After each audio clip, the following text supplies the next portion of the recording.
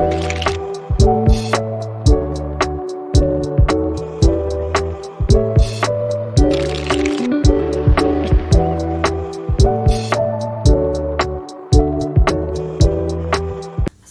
warahmatullahi wabarakatuh. Jadi di video kali ini saya akan menjelaskan materi dari mata kuliah Ekonomi Manajerial. Baik, langsung saja kita ke bab yang pertama. Sebelum kita memasuki materi, terlebih dahulu kita mengetahui apa itu ekonomi manajerial. Jadi, ekonomi manajerial adalah cabang ilmu ekonomi yang secara khusus mempelajari penerapan prinsip-prinsip ekonomi dalam pengambilan keputusan di dunia bisnis. Selanjutnya kita masuk ke bab yang pertama, yaitu konsep dan teknik optimasi. Jadi dalam konteks ekonomi manajerial, optimasi itu merujuk pada upaya untuk mencapai hasil terbaik, yaitu hasil yang maksimal ataupun minimal dari suatu situasi, dengan mempertimbangkan berbagai kendala dan tujuan yang ada. Konsep ini sangat penting karena membantu manajer dalam membuat keputusan yang rasional dan efisien. Contoh penerapan optimasi dalam dunia bisnis itu yang pertama adalah dalam penentuan harga optimal, yaitu dengan menggunakan analisis marginal untuk menentukan harga yang akan memaksimalkan pendapatan. Selanjutnya yaitu ada penentuan jumlah produksi optimal, dengan menggunakan pemrograman linear untuk menentukan jumlah produksi setiap produk yang akan memaksimalkan keuntungan, dengan mempertimbangkan kapasitas produksi dan permintaan pasar. Kemudian di sini ada pengelolaan persediaan, yaitu menggunakan simulasi untuk menganalisis berbagai strategi pengelolaan persediaan dan memilih strategi yang meminimalkan biaya total. Dan yang terakhir di sini ada perencanaan rute distribusi, yaitu menggunakan algoritma genetika untuk mencari rute distribusi yang paling efisien. Jadi kesimpulan dari optimasi sendiri adalah alat yang sangat penting bagi para manajer dalam membuat keputusan bisnis yang lebih baik. Dengan memahami berbagai teknik optimasi, manajer dapat mengidentifikasi solusi terbaik untuk masalah bisnis yang kompleks dan meningkatkan kinerja perusahaan secara keseluruhan. Selanjutnya di bab kedua yaitu teori permintaan atau dasar pemahaman mengenai perilaku konsumen. Jadi di sini untuk pengertian dari teori permintaan sendiri adalah salah satu konsep fundamental dalam ilmu ekonomi yang menjelaskan hubungan antara keinginan konsumen terhadap suatu barang atau jasa dengan jumlah barang atau jasa yang bersedia dibeli pada berbagai tingkat harga dalam suatu periode tertentu. Kemudian faktor-faktor yang mempengaruhi permintaan yang pertama adalah pendapatan konsumen, yang kemudian dibagi lagi menjadi barang normal. Semakin tinggi pendapatan, semakin tinggi pula permintaan. Yang kedua adalah barang inferior, yaitu semakin tinggi pendapatan, semakin rendah permintaan. Selanjutnya ada harga barang substitusi, yaitu kenaikan harga barang akan meningkat permintaan terhadap barang yang bersangkutan. Kemudian ada harga barang komplementer. Kenaikan harga barang komplementer ini menurunkan permintaan terhadap barang yang bersangkutan. Kemudian ada selera konsumen. Perubahan selera atau preferensi konsumen akan mempengaruhi permintaan. Kemudian ada populasi, yaitu peningkatan permintaan secara keseluruhan. Kemudian ada ekspektasi konsumen. Ekspektasi mengenai harga atau pendapatan di masa depan dapat mempengaruhi permintaan saat ini. Contoh penerapan teori permintaan yaitu penerapan harga tiket konser. Semisal promotor konser akan mempertimbangkan elastisitas permintaan tiket untuk menentukan harga yang optimal. Jika permintaan tiket sangat elastis, penurunan harga sedikit dapat meningkatkan pendapatan yang secara signifikan. Kemudian contoh yang kedua adalah promosi penjualan. Perusahaan seringkali menawarkan diskon atau promosi untuk meningkatkan permintaan produknya, terutama jika permintaan terhadap produk tersebut bersifat elastis. Selanjutnya kita masuk ke bab 3 yaitu teori penawaran. Pengertian dari teori penawaran sendiri adalah hubungan antara jumlah barang atau jasa yang bersedia dan mampu dijual oleh produsen dengan harga barang atau jasa tersebut dalam suatu periode waktu tertentu. Kemudian di sini terdapat juga hukum penawaran, menyatakan bahwa semakin tinggi harga suatu barang, maka semakin banyak jumlah barang yang ditawarkan oleh produsen. Kemudian di sini ada faktor-faktor yang mempengaruhi penawaran. Faktor yang pertama adalah teknologi produksi. Mengenai perkembangan teknologi yang lebih efisien itu dapat menurunkan biaya produksi sehingga meningkatkan penawaran. Kemudian faktor selanjutnya adalah harga faktor produksi. Kenaikan harga faktor produksi seperti tenaga kerja, bahan baku, atau energi itu mengurangi keuntungan produsen dan dapat menurunkan penawaran. Faktor selanjutnya adalah jumlah produsen. Semakin banyak produsen yang masuk ke pasar, maka semakin besar pula total penawaran. Faktor selanjutnya adalah ekspektasi produsen. Ekspektasi produsen di sini itu mengenai harga di masa depan dapat mempengaruhi keputusan produk saat ini. Kemudian ada pajak dan subsidi, dan juga yang terakhir adalah kondisi alam. Kondisi alam ini seperti bencana alam dapat mengganggu produksi dan mengurangi penawaran. Kemudian selanjutnya di sini ada contoh penerapan teori penawaran. Kita ambil dari industri pertanian. Contohnya adalah jika harga komoditas pertanian seperti kopi naik, petani akan terdorong untuk meningkatkan produksi kopi. Kemudian contoh selanjutnya yaitu adalah industri manufaktur. Jika harga minyak mentah naik, produsen barang yang menggunakan minyak mentah seperti bahan baku, misalnya plastik, dapat mengurangi produksi karena biaya produksi meningkat. Kemudian pada bab 4 yaitu elastisitas permintaan atau seberapa responsif konsumen terhadap perubahan harga. Jadi di sini terdapat jenis-jenis elastisitas permintaan. Yang pertama adalah permintaan elastis, yaitu jika perubahan harga sedikit saja menyebabkan perubahan kuantitas yang diminta sangat besar, maka permintaan tersebut dikatakan elastis. Contohnya barang mewah seperti mobil sport, perhiasan, dan lain-lain. Kemudian ada permintaan inelastis atau jika perubahan harga yang cukup besar hanya menyebabkan perubahan kuantitas yang diminta sedikit, maka permintaan tersebut dikatakan inelastis. Contoh, barang kebutuhan pokok seperti beras, garam, obat-obatan, dan lain-lain. Dan yang terakhir adalah permintaan unit elastis, yaitu jika perubahan harga dan perubahan kuantitas yang diminta sama besar, maka permintaan tersebut dikatakan unit elastis. Faktor-faktor yang mempengaruhi elastisitas permintaan yang pertama adalah ketersediaan barang substitusi. Jika ada banyak barang pengganti yang mudah ditemukan, maka permintaan cenderung elastis. Kemudian yang kedua adalah proporsi pendapatan yang digunakan. Barang yang membutuhkan porsi besar dari pendapatan konsumen cenderung memiliki permintaan yang inelastis. Kemudian ada sifat kebutuhan.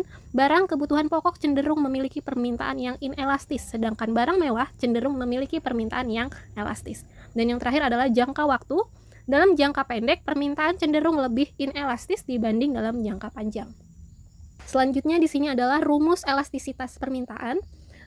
Elastisitas permintaan atau yang disebut dengan EP dapat dihitung dengan rumus berikut, yaitu EP sama dengan perubahan kuantitas yang diminta dalam bentuk persen, kemudian dibagi perubahan harga dalam bentuk persen. Di sini juga terdapat catatan, jika EP lebih besar dari 1, maka permintaannya elastis. Kemudian jika EP-nya kurang dari 1, maka permintaan inelastis. Dan jika elastisitas permintaan sama dengan 1, maka permintaan unit elastis.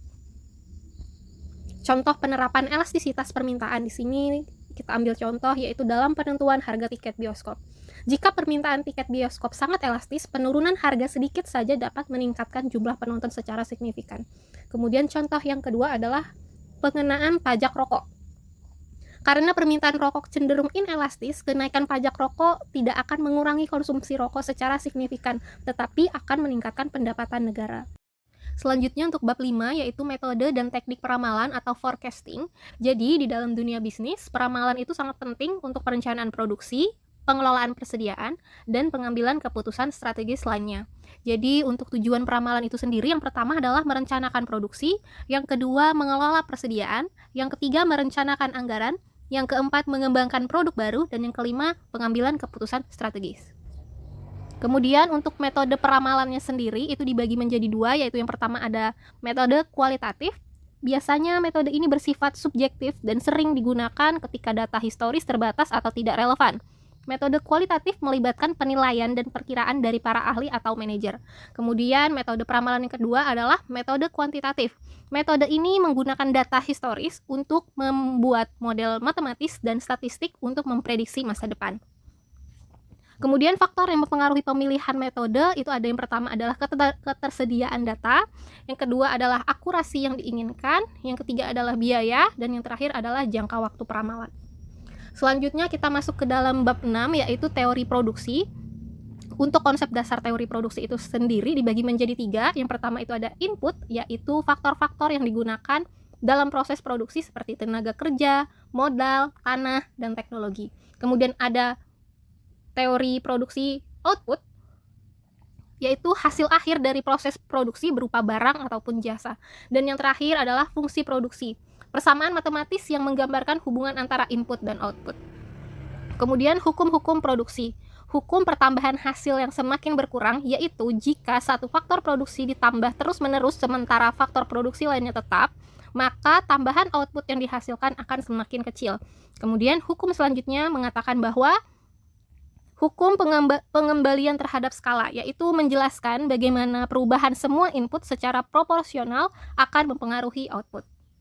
Kemudian di sini kita masuk ke skala produksi. Skala produksi kemudian dibagi menjadi 3 bagian. Yang pertama ada skala tetap, merupakan semua input yang ditambah dalam proporsi yang sama, maka output juga akan meningkatkan dalam proporsi yang sama.